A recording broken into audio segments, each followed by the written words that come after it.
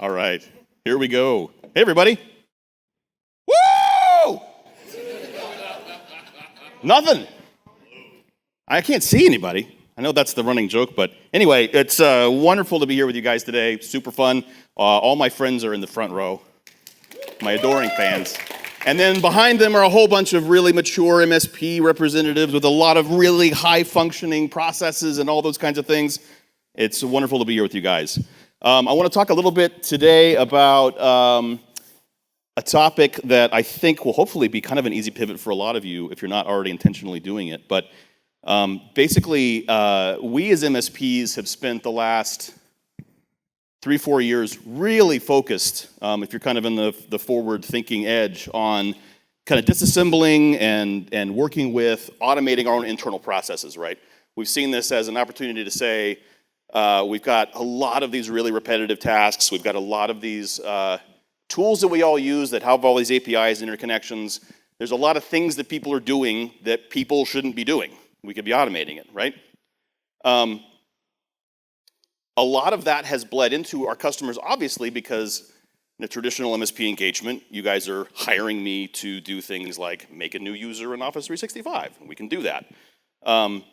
But it's time to think really more intentionally about how do we actually get to know and understand our customers in a way that we get to know their businesses enough to actually help them automate their stuff.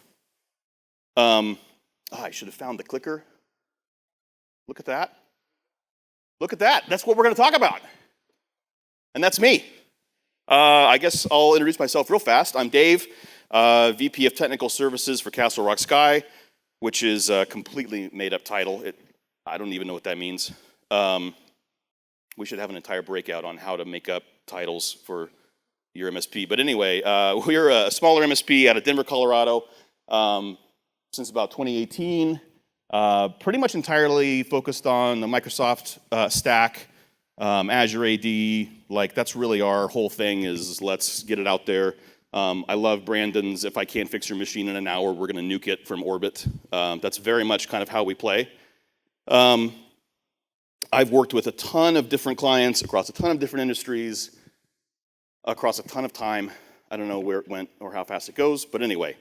I think I want to start with just a quick story about one of our clients.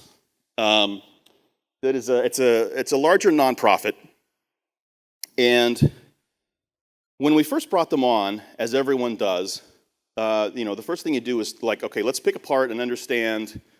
Let's get you onboarded. We've got this onboarding checklist, and they have a high churn in employees. So one of the first priorities was working through new employee onboarding, offboarding, right? Really standard stuff. Let's build a ticket template, shall we? And even going back before that, I remember the first years ago, the first MSP I worked with, the new employee onboarding checklist was in OneNote. And every 6 months, some new guy would overwrite the template, and we'd have to do the whole shenanigans, right? So PSAs have gotten a lot more advanced. Now we're doing ticket templates. And really for the last few years, there's been a whole lot of advancements in the modern PSAs and what can I do from a ticket itself, right? What other tools can I talk to? What other processes can I kick off?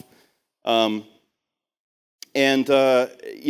kind of came on, we brought this customer on right about the same time that we got initially working with Roost. SIP was a bright new shining star in the universe, and suddenly we have these things that can do these other things, and this main thing that can control the other things. And so now we're not building ticket templates anymore. We're actually like building out this sort of automation 101. It's the first start. So we did that, and it was pretty cool. Like, we've got this system now where we've got a new user. Client logs into the web portal, and Joe Schmo is going to start on Wednesday of the 21st, and from there it kicks off, and the license gets provisioned, and the user gets made, and the emails get sent, and the updates get created. It feeds the serial number of the laptop into EmiBot, and the configurations are all deployed, and we're all like, this is fantastic. And we felt really good about ourselves. Super sophisticated. You might say we're a mature MSP at this point, right? God, you guys are so dry. I'm really funny. I don't understand. Anyway, so we found out that there was actually a breakdown, and guess what the breakdown was? It was a process breakdown. But it wasn't our process breakdown. We found out that the HR department at this particular institution had a high level of churn, and they had a new person in HR that was failing to mention to us that they were firing people. Which, how would I know? You fired somebody. If you don't tell me you fired them, what am I supposed to do about that? And in the time, it was fortunately pretty innocent because they were amicable terminations, and we were able to go and get those cleaned up. But there was a breakdown in the customer's procedure where we had a person that needed to know that a procedure existed, but more than just that, they had to actually do the procedure, right? I keep laughing at my HR department. I thought department was funny. You guys really are tired. Anyway, so we're having this conversation now, okay? You guys have this process that we didn't know about that broke, and we didn't know that it broke, and we had no way of knowing that it broke. So what can we do about it? How do we figure this out? If we know anything about HR departments, if an HR department fires you, what's the one thing you know is going to happen? They're going to fire you in the HR portal, in the software, right? They're going to make sure payroll doesn't run and keep paying you. And so we're like, all right, we can unpack this. We got some API, webhook. Guys, I'm old. I've been trying to hire people smarter than me for a long time. And anyway, I don't know how we exactly did it, but this discussion now where we can have a trigger that occurs in the platform that we absolutely know, beyond a shadow of a doubt, is going to occur, can trigger our side of the operations. And now we don't even necessarily need them to be like, guys, we're going to fire this guy at 5 p.m. and I need you to cut don't cut it off 10 minutes early. It has to be exactly in between. Never mind. No, he said he's sorry. We're to keep him. We don't even need any of that, right? So they fire somebody and they kick them off here. We don't even know about it until we look and see what happened in the ticket queue the day before, right? Because it can reach in, generate the tickets, put the time on the tickets, whatever, block the user sign in, all of those things. It can even send a follow-up email that's like, hey, you fired him and he didn't tell us. What do you want us to do with their OneDrive data? What do you want to do with the email? And then, eventually my goal is that can be a form, and then we don't even have to know. They could just be forwarded or deleted or whatever, and it still just happens. I still don't even know about it. But anyway, it was a big kind of a wake-up call into understanding that we're taking over, and we've really limited ourselves conceptually to ideas of automation that we're responsible for. I can do that. But when we start looking into other things that I am not responsible for, and maybe don't even know exist, but am very capable of interacting with, it's a very different way to kind of think about it. And the next step is we learned that everybody's got phones that are company owned, that we've been asking them maybe we should manage these things for a long time, and they're like, well, I don't know, maybe. And now it's like, well, we could fold this in and we could brick their phones in the same whole process, and now there's this whole other additional venue of conversation that could happen. So, why? Why do we want to talk to and pay attention to our customers in this way? And why wouldn't you? But seriously, a lot of people don't. There are so many MSPs that position themselves as this trusted partner, as this advisory kind of relationship, as this trust me, I know what's going on, we'll tell you what's happening. And that's true in a lot of ways, and especially right out of the gate. You bring a new customer on, you onboard them, you find a bunch of old shenanigans, you clean it up, you're looking like a rock star. But the trusted partnership in this aspect absolutely requires a long-term, ongoing engagement where you're intentionally and deliberately maintaining not just communication, but active participation in understanding business operations, goals, and processes. And I guess there's a couple of ways to think about this. And the first one I'm going to throw out as a cautionary tale, I guess, because that in a lot of ways, when you start sinking your teeth into customer process automation that exists outside of something that you're actually responsible for, you are getting your hooks in to how their business operates, which is awesome. But in a lot of ways, to me, when I look at it that way, it's like the angry stepbrother to selling on fear, uncertainty, and death, right? You're never going to leave me because the idea of ripping me out of your business process is so unimaginably bad that you'll never fire us, which is true and fucking awesome. But if you settle into that, if you rest on that, it's really bad. Like, it's just the wrong. God, are you guys young? Has anybody seen Misery? Yeah, this is the hobbling scene. Okay, you don't want your customer with you because they're tied to a bed with broken ankles. It's not healthy. But you're still going to have all the power of that, which is also nice. But just, you have to be ethical.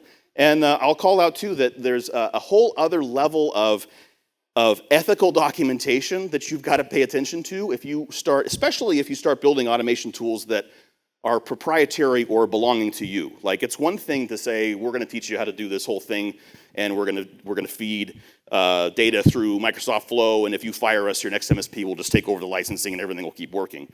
But when you start building cool stuff and complicated stuff, you start getting Roost involved, you start putting your team to work and actually building things.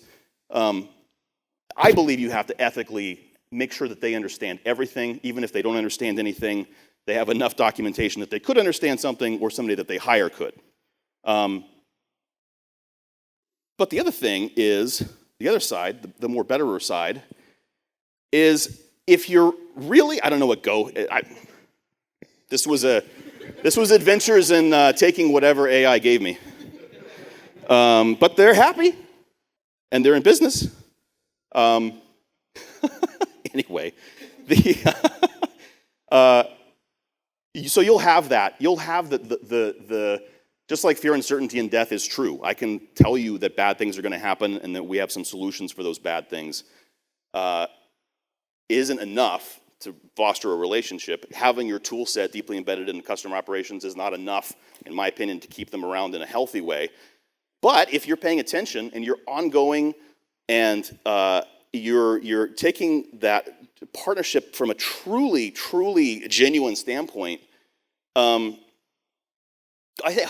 onboarded a client from an MSP that positions themselves as the super great technological partner? And you've gotten in there and been like, super great at billing for doing nothing, partner, right? Like, we've all done it. We've all seen it. Much larger companies than and small, like it's out there. And I hope that it's the last descriptor that you would use is a technological partner in a lot of these places that you run into these guys. And a lot of these times, your customers have no idea what's available or what's possible or what there is. And now we're becoming the experts in this field ourselves internally. We know what we can do with automation. We know how the automation works. We know what kind of hurdles we can solve. Your customers have no idea. One of my favorite customer games to play is a game called I Bet You Didn't Know You're Already Paying for This. And it usually comes up when somebody asks to integrate Calendly. That's an IT joke because you don't need to pay for Calendly because Microsoft has bookings that does the exact same thing and you're already getting it inside of your stack and maybe it's over your guy's head. But there are so many situations where your customers don't even know what's possible. They don't even know what the options are. They don't even know what they're buying. This is our job and I don't even know what they're buying, right? Like, it changes so fast. So if you're able to do that to your customers and come to them and say, this is what I see you guys doing, this is what you guys are paying for, we can help you implement it, we're looking out and understanding your processes, why would they ever leave you? So how do we do this? It's important to actually understand the business, to care about the business, to pay attention to the business. There's so much of our industry, which has been great in the last 10 years, that has really pulled away from, it's the cattle pets thing, right? And Microsoft has given us the ability that we never had before to really treat smaller customers as cattle in the desktop deployment. So we're standardizing. We're standardizing. This is our model. This is our vertical. This is what we do. This is all we do. You guys aren't quite right enough for us. But when you actually are getting into understanding what your customers are doing, you have to be a lot more willing to have open eyes and listen and actually hear and see what they're doing. You're often not going to get that information until you've got some trust, and hopefully you have trust established. But especially moving into a new scenario where you're like, okay, we're offering this. This is something that we can do. I want to talk to you guys about understanding business operations and identifying repetitive, boring tasks that we can help you guys automate. It's a big deal to start small and deliver. We had a small financial services company that had this process, and I don't remember how we figured it out. Like, it was an accidental thing, but they were getting the spreadsheet that was being sent over by some gross, secure way to one person who then had to parse it and put it into another one and then send it over here. And it was just this whole, 4 people had to touch this thing in order to get it to its destination. And come to find out, we could just set up an SFTP server, because it wasn't natively supported at that time, push it into blob storage, grab it with Microsoft Flow, append it to this thing, and then alert this one person that it was ready to look at. And there's no more person in the middle of a flow. That's a simple flow. I know you guys are technical. That's like a Tuesday morning. It's not a big deal, right?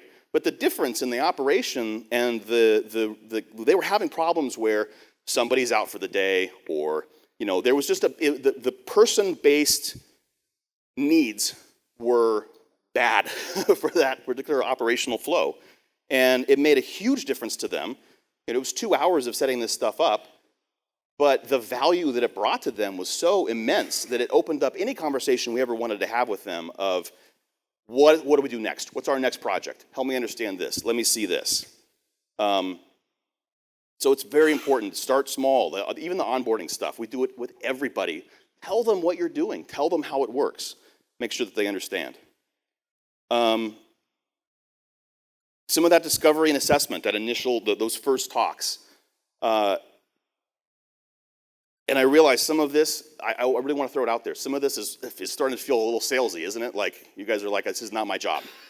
But I would argue that it's anybody that interacts with a customer, even in an indirect way, hopefully is just interested because they like their job and they like the world and they're interested in what's happening and what's going on around them. Pay attention, ask open-ended questions, understand their workflows, challenges, ask about their pain points. And I think, I touched on it earlier, we spent a long time hyper-focused on standardization. Pick a vertical, pick a lane, stay in it. But we really have to break out of kind of that idea when we're talking to our customers and understanding our customers. There's really, all you can do is just be curious. And I was really proud of myself because I was going to be cool and be like, the be curious, not judgmental quote is like Walt Whitman, guys. But then it's actually not. So it actually is Ted Lasso. I don't know where he got it. Because I was going to be like intellectual. But then I unintellectualized myself. So when you're talking to your customers, be curious. Pay attention. Get nosy. I love saying, you don't have to answer this, because I'm about to get really personal with this question. But dig into stuff. What HR platform are you guys using?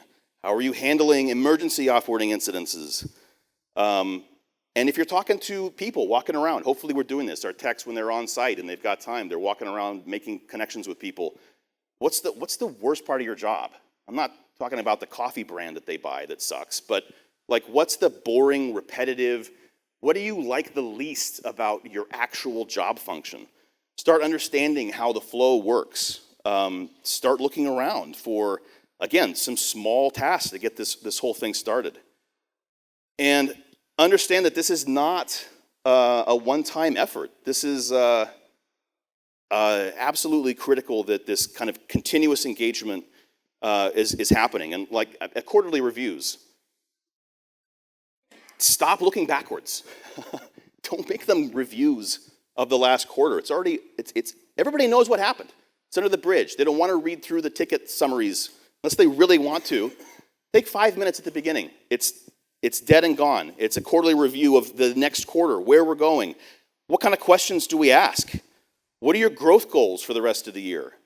If they don't have growth goals, are they really a customer you want to keep engaging with? Who are you guys hiring this month? We got anybody coming in?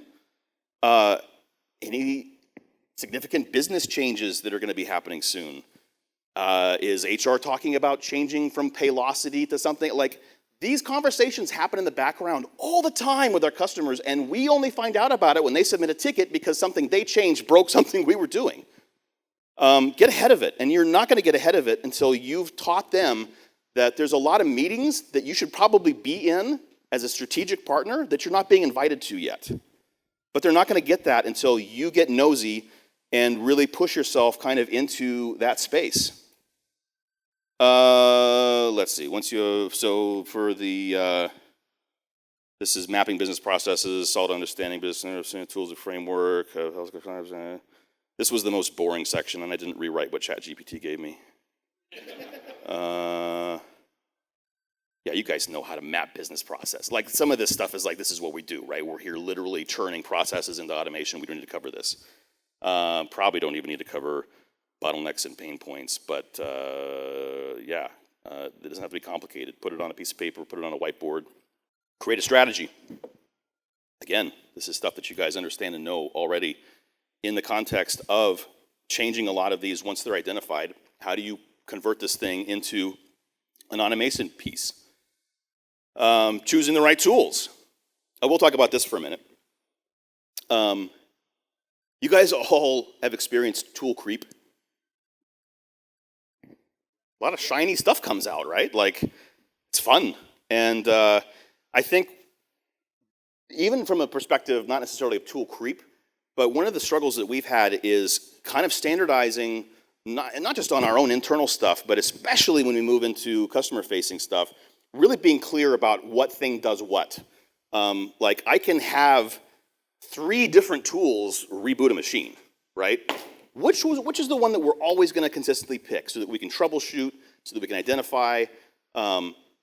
Let's test stuff out, but let's standardize on, you know, we're 365, Azure, EmiBot, the RMM, Roost, like keeping it tight.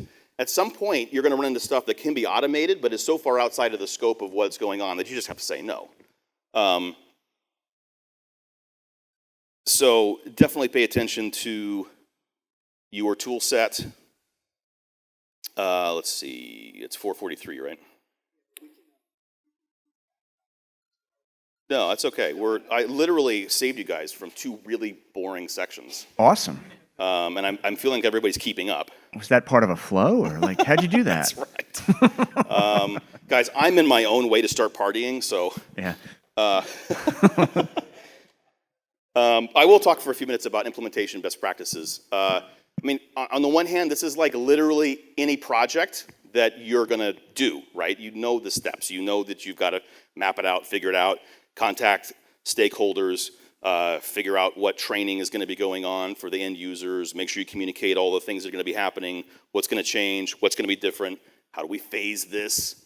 But it's exceptionally important to do this in an intentionally embedded way. Like, in some ways, some of these projects, you're actually maybe not going to be the people that are communicating the changes to the end users, because this is a process change of the organization being initiated by the organization that we're doing and supporting and maintaining. But in a lot of ways, in that process, it's not us saying, guys, you're going to get phishing tests now. You know, it's the organization saying, we've taken these reports and put them in this basket and then filed them here for the last 30 years. Now it's going to be this new thing. And that's not our place to tell them, because it's their process. So there's another layer of buy-in, of delivery, of communication, and then coming all the way back to that original point that, the documentation now, you don't have a choice. You have to have it documented. You have to understand how it works. You have to be able to pick it apart and put it back together again. But they also have to have ownership of that. because it's their process.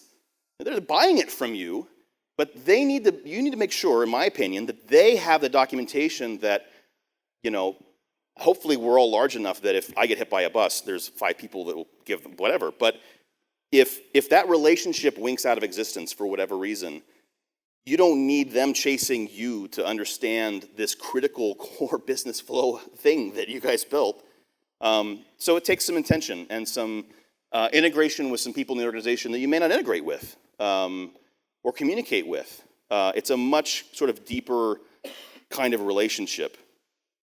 And kind of as a kind of a closing thought, in terms of different perspectives, I've thought a lot for years about kind of this weird, we're MSPs, we're managed service providers. It is a very well-defined business offering role from 2005, right? Like very clear what's happening. And over the last really 10 especially years, there's this kind of real blending of this weird space between being an MSP and being like a business process outsource group, right? Like we're now, technology just by itself, it was so easy in the 90s and 2000s because if you can't print, you call us. If the network's down, you call us. We'll reboot the switch. We'll do this. It's so pervasively tied to every single piece of business operations, and it's only going to get worse, that we already accidentally have our hands in all of these things in these businesses. But we're not aware of it, or we're not conscious of it in terms of how we interact with them and how we see the role that we have, and how, what it is that we even represent ourselves as. Because I think for a lot of customers, if you actually reframe it and say, yeah, it's like the whole, we're a service company that happens to deliver IT. It's almost that kind of we're really just a business operations company that's really, really good at the IT because that's literally 80% of your business operations anymore. But really kind of changing to that perspective, I guess I challenge all of you guys to spend some time looking at your own businesses from that perspective, because I think it will really find its way into how you see everything from sales to operations to even just like frontline support. Understanding the role that you have and having your techs and your teams and your architects understand that that's the perspective that we're approaching this from, I think is a big deal. So that's it. Awesome. Thank you. And thank you for joining us. Or you can find me afterwards. Yeah, I want to do a time check and a couple of questions. So we have a hard stop at 5 o'clock. I was supposed to wrap up for 15 minutes. I don't need to wrap up for 15 minutes. So what we want to do is spend a couple minutes with you and then a few minutes with Roos to wrap up the show for us, and we'll go from there. Couple of key takeaways from me, and I want to thank you for this. Quarterly business review is not about last quarter. It's about next quarter. It's a great one. Be nosy. That's a great one. Quarterly business preview. Yeah, there you go. There you go. 2 great takeaways. Did you do anything in your business where you had churn and then you fine-tuned it through automation or workflow or just be nosy to drive down churn? Churn of? Customers, retaining those customers. I didn't want to use that stickiness term because it's good and bad, yeah. No, we've always had very low churn because we're a ridiculously fantastic organization. There you go. That's awesome. We fired more people than suddenly I am flexing and I wasn't trying to, but no, we fired more people than have left us. But I think the biggest thing was paying attention to, like, we've definitely had some situations where I'm like, those guys are gonna fucking fire us. And then we show up and they're like, guys, this was tough, but this is going on, and we love you guys. And we're like, why do they love us? This is like abusive. Like you should be yelling at me. Like I know what we're capable of, and we did not deliver what we were trying to deliver. And so then trying to unpack that and be like, what? First off, it's like the dating scene. Like the bar is so low. But don't settle. Don't get comfortable. But unpack, like, what is it that's happening? All right, we are responding. There was a problem. We addressed the problem. We owned up to the problem. We said, that was a serious problem, and we screwed up, and these are the things that we did to ensure that it can't happen again, or it can happen again, but it'll be a totally different, maybe more catastrophic way. But anyway, it's different now. So, yeah, just paying attention to what the feedback is, and then how are you responding, and how are you trying to stay integrated. It's a relationship. It really is. It's the old. Are you putting more into the relationship than you're taking out? You got to put more money into the bank than you withdraw. Like you got to just pay attention to those things. Fantastic. Do we have a question? Any questions at all? I do have one closing question for you. Okay. Closing question. How do the attendees stay in touch with you? Email the best way, LinkedIn, how do we connect up? Oh yeah, I could have put that on there. Can you bring that up? Yeah, LinkedIn is great. I'm Dave Coles. I'm pretty findable. Dave@castlerocksky.com. You want to email me or hunt me down out here somewhere. Sounds awesome. Yeah, absolutely. All right. Well, thank you very much for sharing the expertise. We appreciate it. Yes, sir.